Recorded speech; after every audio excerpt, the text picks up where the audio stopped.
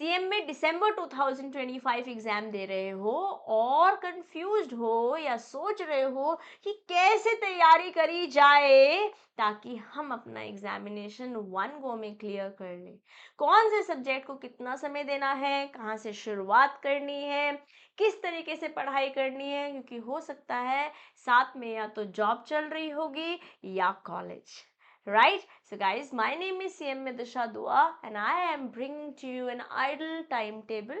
You might tweak it as per your lifestyle. जो भी आपका टाइम टेबल चल रहा होगा उसके अकॉर्डिंग आप चीज़ों को मॉडिफाई कर सकते हो, बट एक प्रैक्टिकल स्ट्रैटेजी लेकर आई हूँ जो कि आपको हेल्प करेगी if you follow to reach your goal.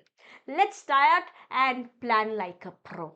Okay, आज हम खड़े हैं जून में और दिसंबर 2025 में हमारा पेपर है, तो लगभग 180 दिन है हमारे पास, है ना।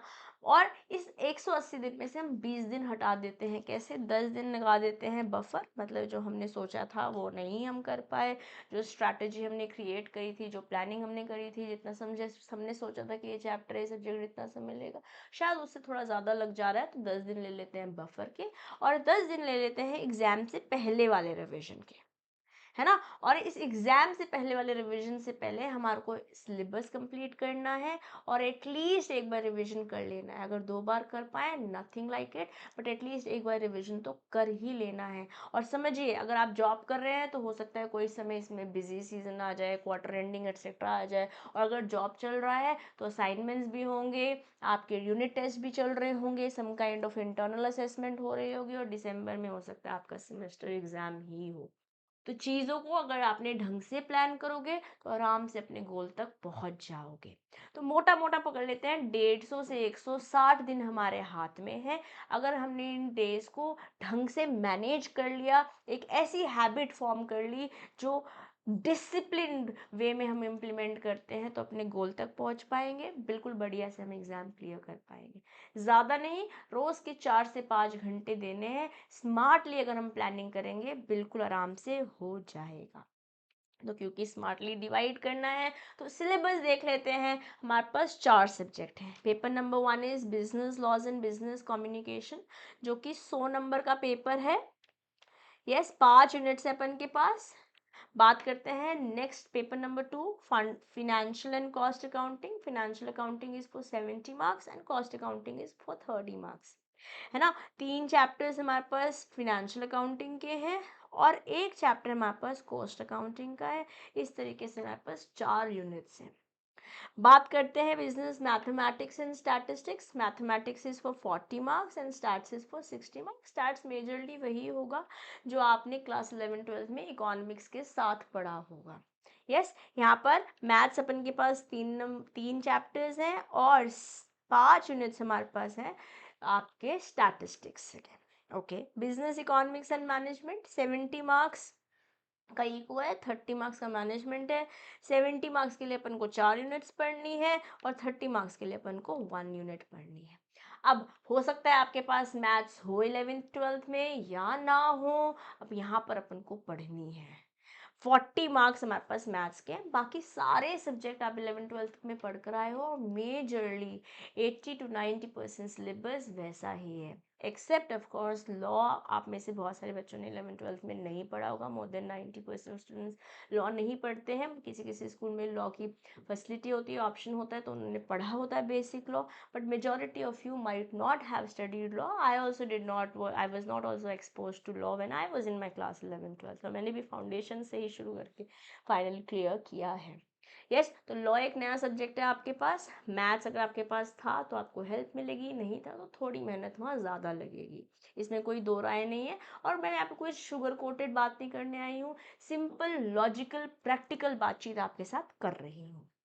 Okay, financial accounting almost similar है what you have studied in class 11-12। Cost accounting आपने कभी नहीं पढ़ा, बहुत सिंपल सा एक ही यूनिट है, आराम से पढ़ लोगे। आपके पास बहुत सारे रिसोर्सेज यूट्यूब पर अवेलेबल है, आप किसी शायद पेड क्लास में होंगे तो वहाँ भी हो जाएगा। And if you want I can bring some content related to cost accounting also on the channel, but you will have to let me know in the comment box. Okay, now बात करते हैं economics और management. Economics आपने 11th-12th में जो पढ़ा है majorly सारा वही है। मैनेजमेंट इज बिजनेस स्टडीज जो आपने मेजरली क्लास 12th में पढ़ी है, प्लानिंग ऑर्गेनाइजिंग टाइप्स वाला जो टॉपिक पढ़ा है वहाँ से हमारे पास कंटेंट है।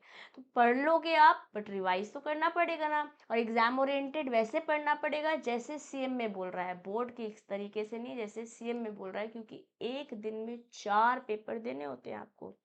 4 घंटे 400 मार्क्स कैसे मैनेज करोगे अगर आपने सिलेबस ढंग से नहीं कंसेप्चुअली स्ट्रॉन्ग कर रखा हो। तो उसके लिए बेस्ट ये जो आप 4 to 5 आवर्स डेली बात कर रहे हैं हम देने की, उसमें हम बोल रहे हैं संडे हम ज़्यादा नहीं पढ़ रहे हैं, इट इज़ ओके। बट जो 6 दिन है उसको डिवाइड कर लीजिए, एक थियरी और एक प्रैक्टिकल सब्जेक्ट के साथ। Yes, this strategy, this timetable has been followed by many of my students. I also followed it myself when I was appearing for my CMA foundation, और आज भी ये बढ़िया से चल रही है। आप इसको बिल्कुल इम्प्लीमेंट कीजिए। बहुत सारे बच्चे क्लियर हुए हैं, आप भी क्लियर करेंगे।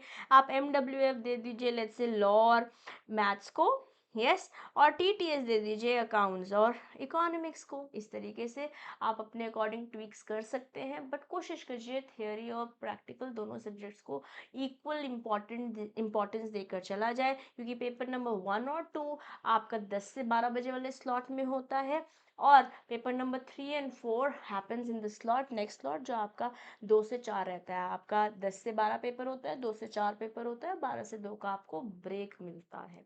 इस तरीके से एक दिन में आपके 4 पेपर्स होते हैं MCQ फॉर्मेट में। यस, कैसे पेपर होता है, कैसे आपके नो इवैल्यूएशन होता है, कितने नंबर क्वेश्चंस आते हैं, इस पर मैं बहुत बारी बातचीत करती रहती हूँ, and if you want I can make a dedicated video on that also. But for now let's stick to the time table that how should we follow a routine, किस सब्जेक्ट्स को हमें कितना समय देना चाहिए ताकि हम आराम से अपना सिलेबस कंप्लीट कर पाएँ। आप लगभग लगा के चलिए, आज हम जून में बैठे हैं, आपने 3 महीने दिए ना, जून जुलाई अगस्त, सितंबर भी पकड़ लो, एक एक्स्ट्रा महीना भी पकड़ लो कि हम कॉलेज के साथ पढ़ रहे हैं या XYZ सिचुएशन आ गई, तो आप आराम से 4 महीने में अपना सिलेबस बढ़िया से कंप्लीट कर लेंगे अगर आप रोज के 4 साढ़े 4 घंटे देते हो। कुछ हैबिट्स हैं, अगर हमने इनको फॉलो करा बिल्कुल हो पाएगा सिलेबस भी, नॉलेज भी और एग्जाम भी। क्या है वो हैबिट्स?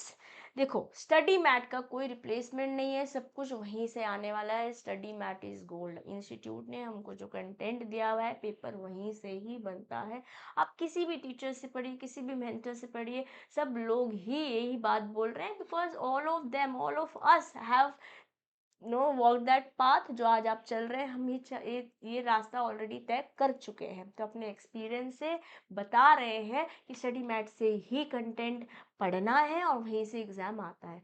तो आपके पास पूरा 100% लॉ मैंने चैनल पर कवर किया हुआ है। 38 आवर्स में मैंने पूरा सिलेबस आपको 100% समझाया हुआ है, विद एग्जाम्पल्स, विद सिनेरियोज। आप प्लेलिस्ट में जाइए, CMA फाउंडेशन लॉ कंप्लीटेड है, और इकोनॉमिक्स का भी कुछ कंटेंट चैनल पर अवेलेबल है, ठीक है। But it is all study mat simplified way, correct. Study mat के कंटेंट भी पढ़ना है, और हर एक चैप्टर के बाद जो MCQs दिए हुए हैं, जो क्वेश्चंस दिए हुए हैं, उनका एक्सपोजर हमें 100% लेना है। तो स्टडी मैट को पकड़ के चलिए। वीकली या फिर मंथली एक ट्रैकर बनाइए। मैं वीकली सजेस्ट करूंगी क्योंकि छोटे छोटे टारगेट्स अचीव करना आसान लगता है। ऑफ कोर्स हमारे पास एक पूरा सिलेबस है, और सारे टीचर्स ने लगभग 40-45 घंटे में सारे सब्जेक्ट्स कंप्लीट हुए हुए हैं। कोई हो सकता है कोई पर्टिकुलर सब्जेक्ट जैसे मैथ्स है वहाँ पे ज़्यादा समय लग रहा हो, क्योंकि बहुत सारे बच्चे कॉमर्स में मैथ्स नहीं लेते हैं क्लास 11-12 में, तो हो सकता है वहाँ हमारे को समय ज़्यादा लग जाए। बट अगर आप भी कंसिस्टेंटली रूटीन फॉलो करोगे तो कोई भी सब्जेक्ट जो जल्दी खत्म हो जाएगा, उस सब्जेक्ट की जगह, उस समय की जगह आप उस सब्जेक्ट को दे दीजिएगा जहाँ से समय आपको ज़्यादा लग रहा होगा। बट अभी स्टार्टिंग से सारे सब्जेक्ट्स को इक्वल वेटेज देते हुए चलिए, ओके। और वीक में कोई भी एक दिन, लेट्स से संडे पकड़ लेते हैं, उस दिन आप पढ़ाई नहीं कर रहे हैं, तो 1 घंटा पर सब्जेक्ट, तो ये 2 सब्जेक्ट को, ज़्यादा देर नहीं, 2 घंटे भी पढ़ेंगे आप संडे को या कोई एक दिन। वहाँ पर आप प्रीवियस ईयर के क्वेश्चंस देखते हो, स्कैनर के क्वेश्चंस देखते हो, अपने स्टडी मैट के क्वेश्चंस खुद लगा लेते हो, it will be helpful. That's a habit that most of the students जो कि फर्स्ट अटेम्प्ट में क्लियर करते हैं वो मुझे बताते आए हैं कि हाँ this is what has helped us, and if you implement then you will also be able to reach your goal, that is CMA foundation December 2025। चमचमाता हुआ आप भी चमचमाते हुए सितारे बन जाओगे। पोमोड्रो टेक्निक का इस्तेमाल करो, ये मैं खुद पर्सनली भी अपने टीचिंग करियर में भी इस्तेमाल करती हूँ। I have been an investment banker in my career, I worked with one of the MNCs in my career, I worked with a lot of edtech companies. आज खुद पढ़ती भी हूँ आपको पढ़ाने के लिए, तभी भी मैं टेक्निक फॉलो करती हूँ। जिन बच्चों को इकट्ठे बैठना बहुत देर तक नहीं बैठ पाते हैं वो 25 मिनट से शुरू कीजिए, 25 मिनट्स अलार्म लगा के पढ़िए, 5 मिनट का ब्रेक ले लीजिए, फिर ऐसे ही। जो लोग थोड़ी देर बैठ पाते हैं वो 50 मिनट्स पढ़िए, 10 मिनट्स ब्रेक लीजिए। अगर आप लॉन्ग सिटिंग आवर्स ले सकते हो तो study for let's say 90 minutes, 10 minutes का ब्रेक ले लो। तो make technique anything that works for you, ठीक है। तो आपको जो लगता है आपके लिए वर्क करता है उसे फॉलो कीजिए, बट देन यूज दिस, पढ़िए ब्रेक लीजिए, पढ़िए ब्रेक लीजिए, पढ़िए ब्रेक लीजिए। तो ऐसा भी नहीं लगेगा अरे भाई साहब मैं कितना पढ़ रही हूँ या कितना पढ़ रहा हूँ, दिमाग में जो है बंदर नहीं कुछ आ रहा, ऊपर हो रहा, ओवर द हेड ट्रांसलेशन हो रहा है। That should also not happen. Break will help you come back, bounce back, give your 100% once again। ये फॉलो कीजिए, ये ट्राइड एंड टेस्टेड हैबिट्स हैं जो लोगों को सक्सेसफुल बनाई हैं, आपको भी बना सकती हैं। Just don't make a time table it, just don't make a time table, track it, follow it, go through it. आज एक टाइम टेबल बनाया, चला नहीं, फिर से नया टाइम टेबल बना रहे हैं भाई। CMA करना है तो कोई और डंडा नहीं मारने वाला, खुद को डंडा खुद मारना पड़ेगा, सीधी बात, नो बकवास। कंसिस्टेंट जो लोग होते हैं ना, वो अगर इंटेलिजेंट नहीं भी हो तभी भी वो कुछ कर जाते हैं। I am an example, there are hundreds of example you will see around. I was never intelligent, मुझे बहुत समय लगता है आज भी। अब तो खैर एक चीज़ को पढ़ते पढ़ते बहुत समय हो गया, yes, but CMA, no buddy, you go to my school, कोई मान नहीं सकता कि मैं CMA बन सकती हूँ। कोई अगर मेरी वीडियो देख रहा होगा तो वो इस बात पे अग्री कर रहा होगा, because I was never an intelligent person. कभी 100 में से 100 नंबर मेरे कभी नहीं आए। एवरेज स्टूडेंट 80-85% वाली स्टूडेंट थी मैं। कुछ कुछ सब्जेक्ट्स में आ जाते थे, 90 क्रॉस हो जाते थे, बट कुछ सब्जेक्ट्स में पास होना भी मुश्किल होता था। एक एवरेज स्टूडेंट थी बट कंसिस्टेंट रही, तो ऑलमोस्ट सारे कंटेंट में वन गो में क्लियर किया है। इंटर में मेरी ऑल इंडिया रैंक 91 भी आई है। तो गाइस अगर मैं कर सकती हूँ ना तो आप भी कर सकते हैं, इस बात में कोई दो राय नहीं है। आप देख लीजिए आज एग्जाम्पल्स, हमारे प्राइम मिनिस्टर साहब जी को देखिए, उनकी स्टोरी देखिए। He used to sell tea, he's our prime minister, right? Honorable.